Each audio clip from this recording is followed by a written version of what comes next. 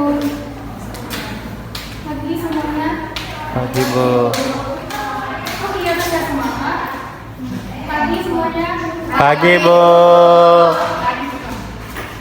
Gimana kabarnya hari ini? Baik.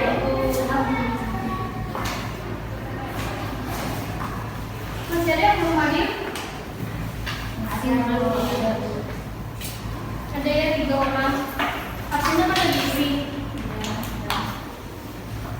Pada hari ini kita belajar tentang materi kita hari ini tentang kewirausahaan. Kira-kira kalau dengar kewirausahaan apa yang terlintas di pikiran saudara tadi? Kalau dengar kata kewirausahaan,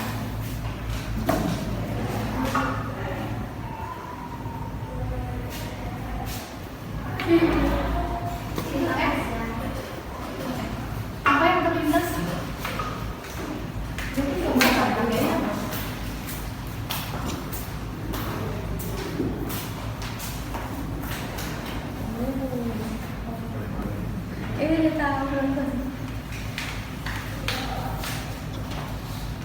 Nggak ada yang tahu? Usaha. Iya benar. Kewirausahaan itu paling ngarah ke usaha, bisnis itu. Terus belum dilanjutkan, saya bisa lihat semuanya nomornya? Tahu. Tahu apa perbedaannya? Tahu. Coba pakai. Tadi tahu. Kalau yang project, tapi biasa kalau yang sebelahnya lagi Kita yang masih kayak tradisional sama udah yang maju gitu ya. Benar, kalau lebih praktis yang mana? yang mana tapi susah. Yang lama kayak ibu dibandingkan yang sekarang. Kenapa yang lama? Karena kan tidak semua orang bisa menggunakan aplikasi. Ya dari segi, kalau dilihat dari segi itu tidak juga dibilang lama, tapi kan kalau misalnya lebih praktis itu yang ini kan orang sekarang yang pada pakai gadget ya pakai HP. Iya. Kalau ini kan bisa pesan online. Iya. Kalau ini enggak, harus kita ke tempat pangkalan Iya. project tersebut. Berarti udah tahu perbedaannya kan? Terus yang ini? Bakso. Iya tahu bakso. Itu baksonya udah punya anak. Itu belum. Kalau itu bakso dalam bakso itu Yang lebih praktis mana? praktis yang tidak bernyawa. Ya ini kan kalau ini kan kalau dulu tuh kita piring kan kalau kita yang jual. Iya. Terus porsinya tuh kan lebih banyak kayak gini. Iya. Kalau yang ini, Sayur. dia tahu kan lebih melindungi seluruh tubuh. Kalau yang ini kan misalkan kita ada hujan deras tuh kan, ada angin kakinya basah juga tuh. Kalau yang ini kan enggak. Berarti kita tahu kan. Tapi kalau badai gimana, Bu? Yang di sini tuh terus berarti kan dari gambar-gambar yang ditampilkan kita bisa simpulkan kalau kewirausahaan itu semakin bagus produk atau jasa yang kita lakukan semakin tinggi pula nilai tambahnya di dalam ekonomi, kan?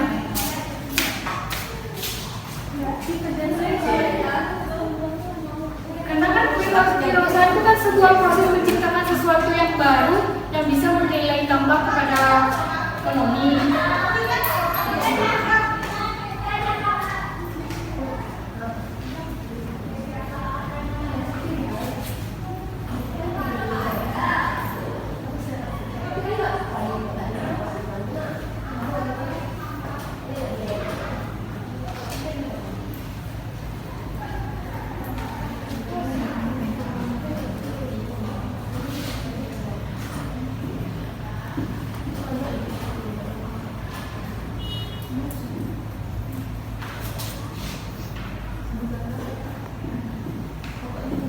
Dan tentu kan sebuah proses menciptakan sesuatu agar bisa bernilai tambah dalam ekonomi. Karena kan kewirausahaan itu tujuannya untuk memberi pelayanan dan mendapatkan keuntungan. Itu kan tujuan utama dari kewirausahaan. Terus sebelum lebih lanjut, kira-kira siapa sih pelaku kewirausahaan? Kita. Ya benar, kita sebagai wirausaha kan pelakunya.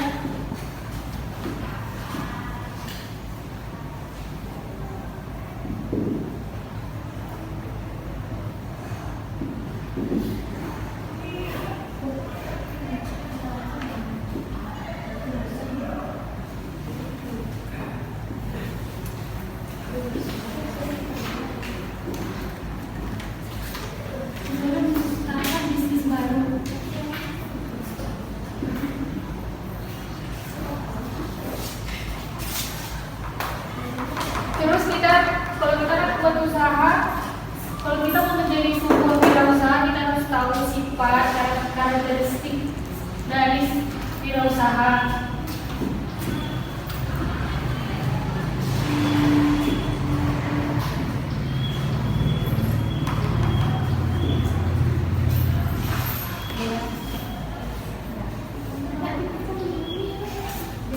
Apa karakteristik sebuah wirausaha?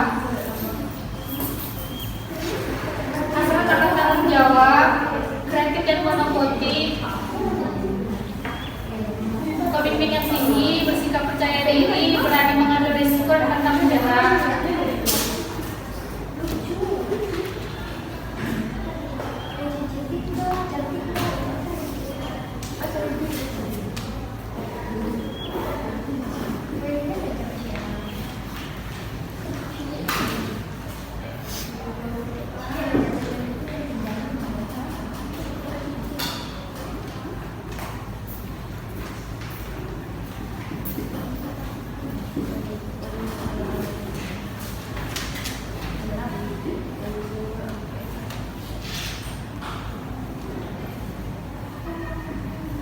Dan masih banyak lagi karakteristik dari wirausaha seperti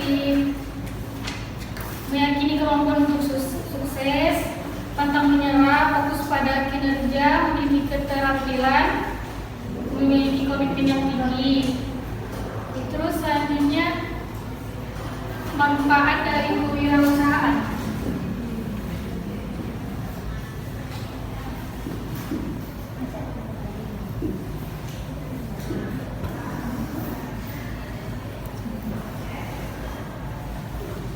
Yang pertama bagi diri sendiri.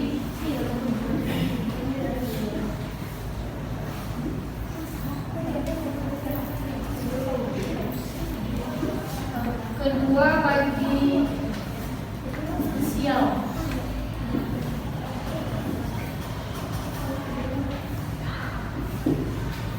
Apa maksud dari apa manfaat dari membuat wirausaha dari pendiri sendiri? Manfaat wirausaha dari diri sendiri. Kalau kita buat usaha tuh apa manfaatnya untuk kita? Yang pastinya kan memperoleh keuntungan ya. Memperoleh keuntungan, membuat diri kita semakin seseorang yang bisa memimpin. Terus kalau bagi sosial, bagi masyarakat,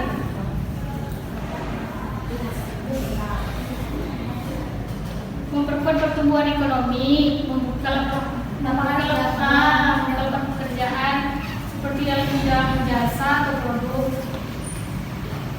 Kalau bidang produk apa contohnya?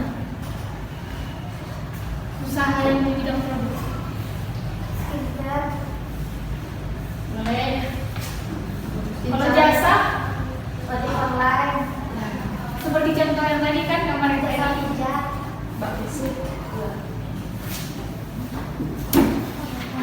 Terus selanjutnya kan kita kalau mau membuat usaha kita harus tahu cara memulai usaha itu gimana. Yang pertama, ada yang tahu? Ada di sini yang ingin sebagai wirausaha? iya, Ada 4. Satu-satu. saya Bu, Baby bisa ada tingkat yang kedua. bisa. Planning tuh bisa juga. Putri mau jawab? Yang paling pertama tuh kita harus tahu usaha apa yang akan kita jalankan.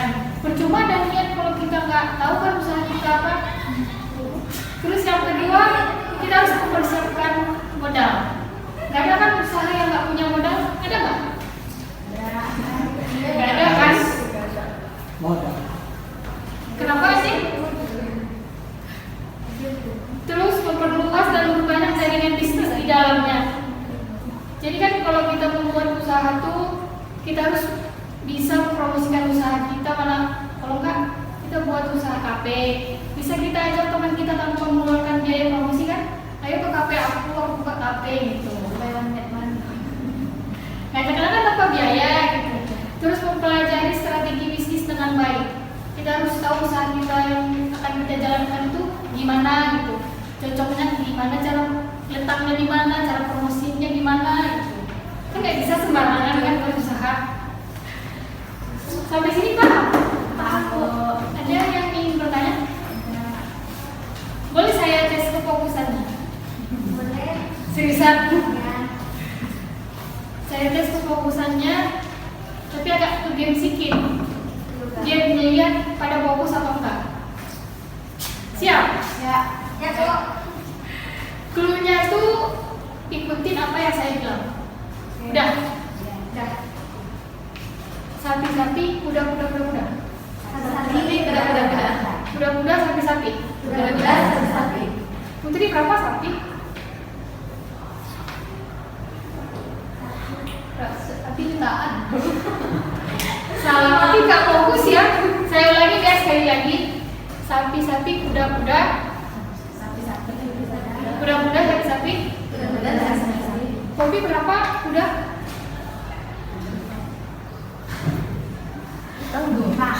Salah, berarti nggak fokus.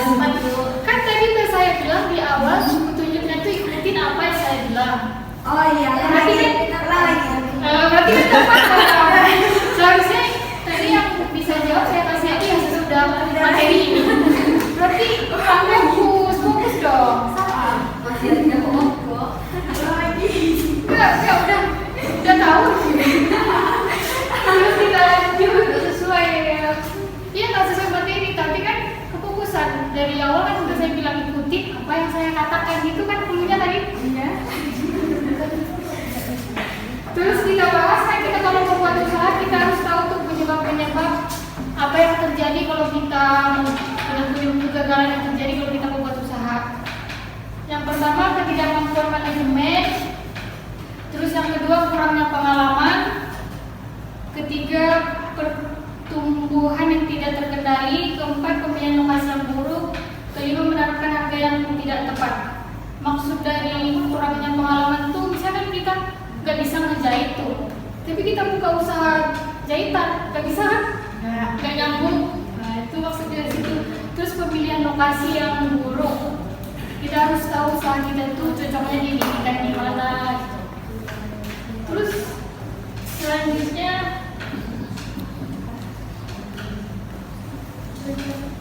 perlu saya catat di depan.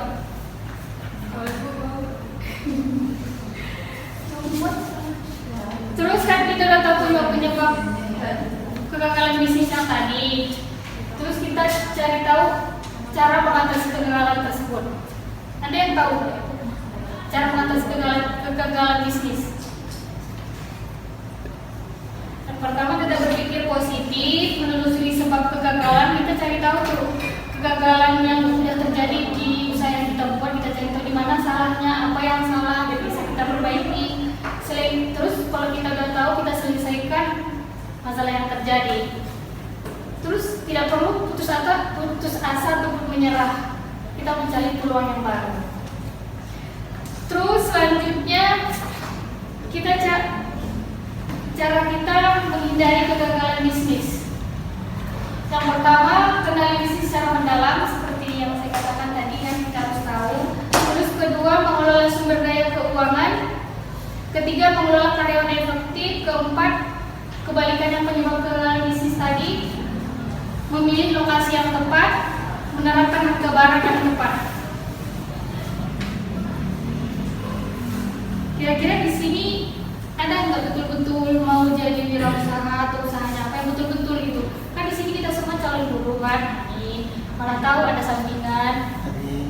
SK mau. Wanda mau jadi apa? Maksudnya mau wirausaha gimana? Memang ada terbayang mau jadi wirausaha? Pembisnis? Insya Allah. Lebih jadi guru atau jadi pembisnis? Sama kerja setia. Semoga sukses ya untuk Wanda. Kira-kira sampai sini ada yang ingin dipertanyakan nggak? Materi kita memang dia bahasnya cuma yang inti ke intinya doang gitu. Masih banyak sambung-sambungan ataupun prosedur-prosedurnya. Tapi kita lanjutkan untuk minggu depan. Nggak ada pertanyaan? Saya tes lagi fokusannya. Kayaknya nggak usah. Udah fokus semua kan? Terus yang terakhir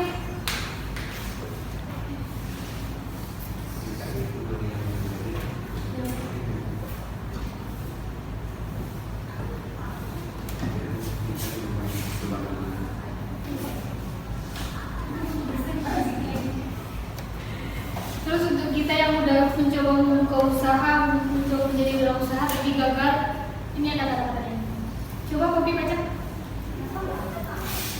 Wirausahawan tidak perlu takut akan kegagalan bisnis, meskipun dalam hubungan bisnis yang penuh dengan ketidakpastian.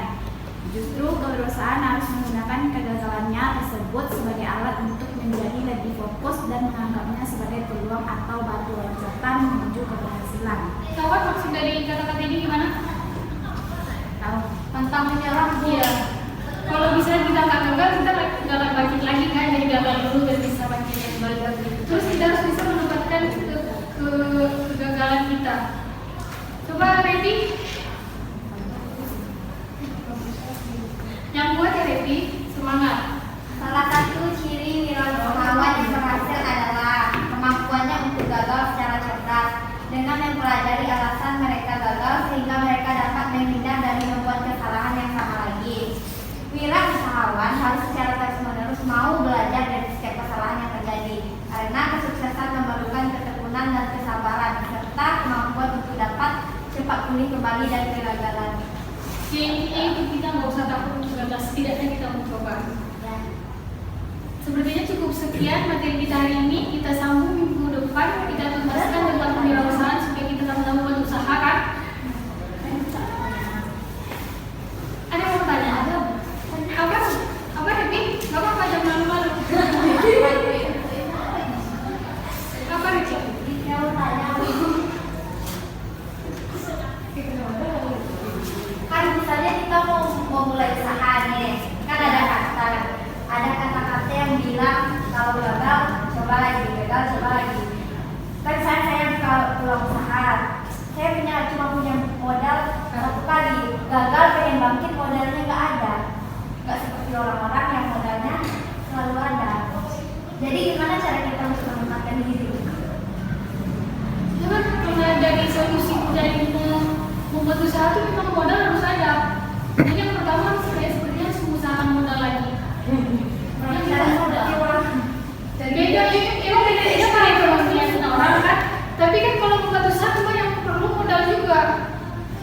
Gitu makanya kalau emang sering gagal, berarti Revi nggak cari tahu kesalahan dari sebelumnya makanya selalu gagal. Dan tahu kesalahannya tapi modalnya Bukan urusan itu tuh, kalau masalah modal itu urusan Revi pribadi. Udah ngerti Revi maksudnya?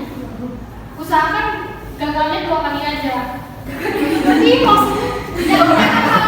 Iya maksudnya kita harus tahu masalah kita yang pertama supaya tidak terulang ke masalah yang kedua gitu. Makanya cari tahu masalah yang pertama dan jangan gagal lagi. Kalau kedua gagal lagi. Nah, berarti kalau cari tahu masalah, berarti saya tahu tapi gagal lagi. Di masalah yang berbeda. Introspeksi diri aja. Iya kan? Gimana lagi? Kira-kira saya katanya udah paham sih? Ada yang bertanya? Udah nggak ada. Seperti itu. Kita tutup pembelajaran kita hari ini. Mohon maaf bila ada logat atau cara penyampaian yang tidak cocok kan karena saya pelayan Sumatera agak berbeda dengan Sumatera Barat bahasanya kan. Saya mohon maaf dan itu.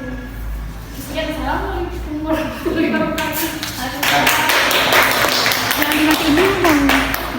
Ya baik, sudah ada perubahan menurut cara tampilnya, kemudian cara memberikan materi, terus cara berinteraksi dengan siswa. Nah ini yang sangat penting sekali.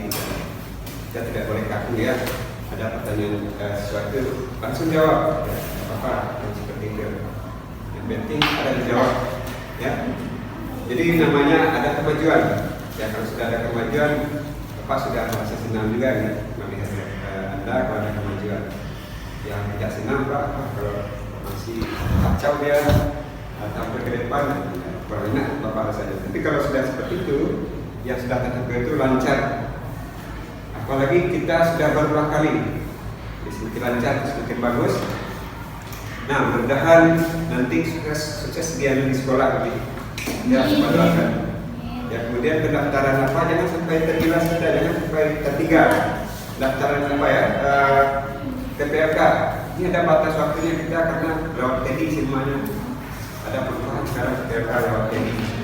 Jadi nanti ada pengumumannya tanggal sekian dimulai, tanggal sekian batasnya. Jangan sampai lewat batas. pembayarannya. Tapi kalau tahun kemarin masih bisa ada toleransi, dia tidak apa-apa nanti dia bayar setelah dia melaksanakan PR, uangnya belum ada. Kalau sekarang tidak, kalau belum namanya terdaftar di dalam jadi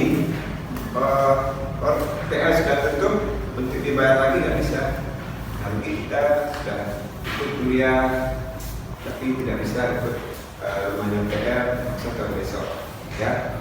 Jadi kalau dapat, mudah-mudahan ini SMA PR dan sukses dan lulus. Mudah-mudahan buat skripsi lagi ketika selesai PR, ya.